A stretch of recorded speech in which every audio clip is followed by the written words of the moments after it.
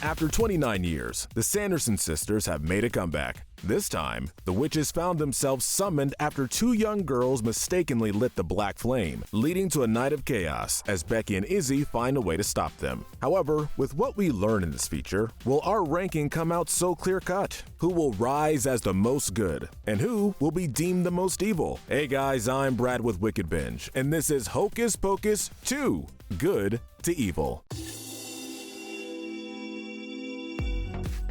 As usual, we'll be starting with the most pure and noble character and working our way down. These characters are the good. For the gold medal of good, we have a tie. We're giving it to Becca and Izzy, the main heroes this time around. Becca and Izzy showed an interest in things typically considered witchy. They were stated to have performed a small ritual for their birthdays and were frequent customers in Gilbert's shop.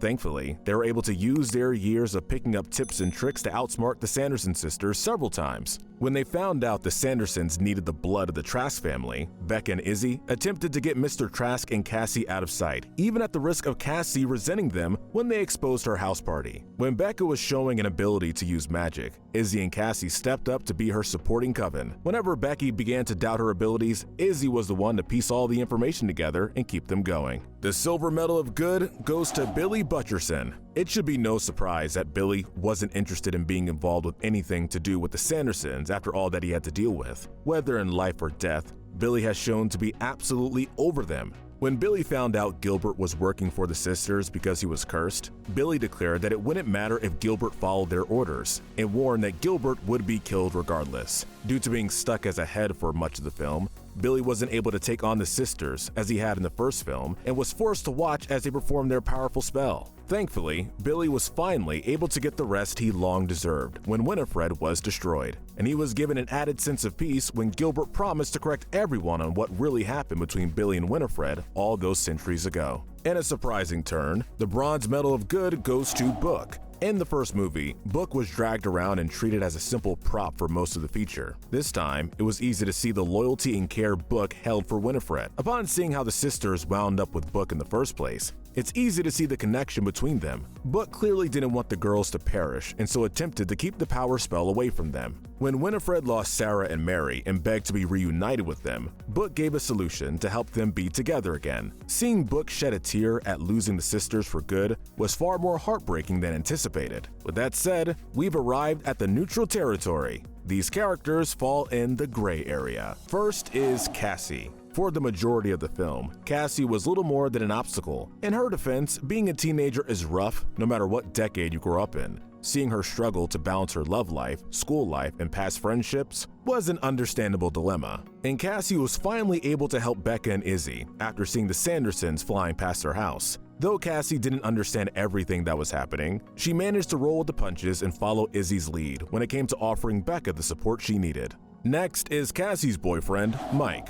If you were to look up a list of all the characters that fit the clueless jock trope, Mike would most certainly be able to hold his own among them. He was easily tricked into believing that Becca and Izzy were up to some dark spells,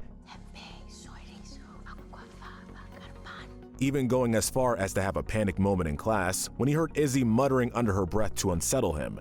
Mike was called out on how he spoke to Izzy and Becca when they confronted Cassie. During this conflict, it was easy to see that Mike was a nice guy, but hadn't been on the ball. And he had enough self-awareness to be visibly upset when he realized how he'd been acting. Hearing him voice that he had a lot of people to apologize to was heartwarming. Next is the Witch Mother. Upon encouraging the sisters in her woods, she tried to use them to keep herself young, showing an impressive amount of power as she attacked them. When she realized that they were also witches, the Witch Mother changed her tune and instead offered them Book and a chance to increase their own abilities. When she granted the condition that they not use the power spell, it led to two theories quickly being made. One, that she was doing what many Disney villains love to do and purposely tempting them to cast a spell, or two, the favorite choice, that she knew what would be sacrificed and was offering a genuine warning. Seeing as she stated her own coven was long gone, it would be easy to draw the conclusion that she sacrificed her own coven to gain her powers. After all, we hadn't ever seen any other witches in these films turn into birds to disguise themselves in plain sight.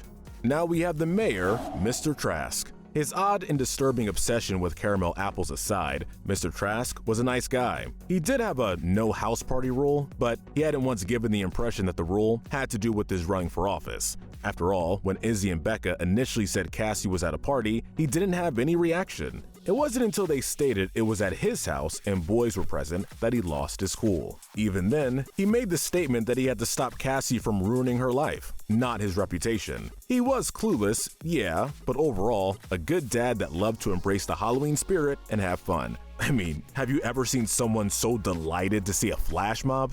Finally, we've reached the dark side. These characters are the bad and the evil. Next is a tied ranking with Mary and Sarah Sanderson. Though they always tended to follow Winnie's lead, in this feature, they slowly began to express frustrations at being seen as lackeys. When they were given more power from the spell, they finally stood up for themselves by demanding Winifred treat them as the loyal sisters they were. They still submitted to Winifred's demands out of loyalty, but it was satisfying to see Mary insist she wasn't dumb and Sarah stand her ground on how useful she was to their cause. The Bronze Medal of Evil goes to Winifred Sanderson. Winifred's backstory gave her a lot of redemption points. She was without a doubt power-hungry and quick to anger. She often lashed out at everyone, even from a young age. However, seeing how she was treated, even in the beginning, it makes sense that she would hold resentment for Salem. Everything she did was to keep her and her sisters safe.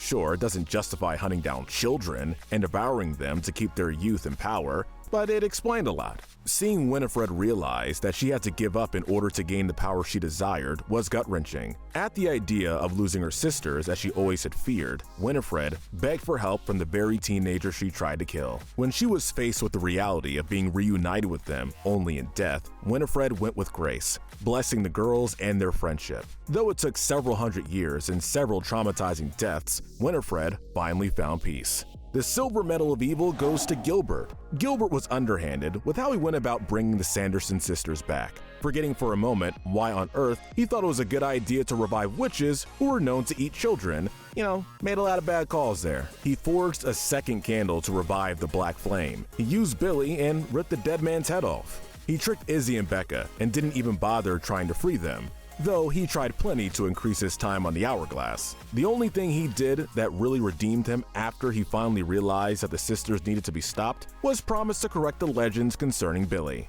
The Gold Medal of Most Evil goes to Reverend Trask. The man who began the feud between the Sanderson sisters and Salem, Reverend Trask, was a stubborn and spiteful creature. For as much as he accused the sisters of being inhuman and undeserving of mercy, this man has committed horrible crimes against them. He attempted to have them separated, likely so Mary and Sarah could be converted to the town's way of thinking, while Winifred remained an outcast. He tried to force a marriage on Winifred in an attempt to control her and get her to fit in with the rest of the town. And of course, we can't forget that he was responsible for their demise in the first place, leading to them cursing the town. Before we go, we wanted to hand out some extra medals to the characters that fit them the best. Taking the Darwin Medal is Mike. Teenagers aren't known for being the best socially, but Mike was clueless. It took Becca and Izzy calling him out on how he spoke to them for him to understand that his behavior could be seen as bullying. At least he was remorseful and made a note to apologize to other people. The Lust Medal goes to Sarah Sanderson. In this feature, Sarah was the only one openly flirting with any young men. In fact, her whole relationship with Billy was much of what ignited things between the sisters and the townspeople. Leaving with the Wrath Medal is Winifred Sanderson. It's almost believable to see her love language as hitting, with how much she's shown smacking her sisters, and she was always quick to blast a spell towards anyone that dared provoke her. The Greed Medal goes to Gilbert. It was malicious how Gilbert used Izzy and Becca to revive the sisters, tricking them into lighting the candle. Even when he saw what the sisters were capable of doing, Gilbert was more concerned with saving himself than anyone else in Salem. The Pride Medal goes to Winifred. Winifred's refusal to be weak led to her lashing out at everyone and ignoring every warning she was giving to not use the power spell. In the end, it was her pride that made her endure losing her sisters, the one thing she never wanted. Finally, the Gluttony Medal goes to Mr. Trask. We get the appeal of getting your hands on your favorite fall treat, but this man's obsession with getting a caramel apple was almost unsettling. It was actually a relief to see him unable to enjoy it in the end. Alright guys, that's it. Let us know in the comment section if you agree, and tell us what we should cover next. Remember to hit that notification bell and binge our Good to Evil playlist. where we break down the morality of the characters in your favorite cartoons, shows, and movies. But most importantly, stay wicked.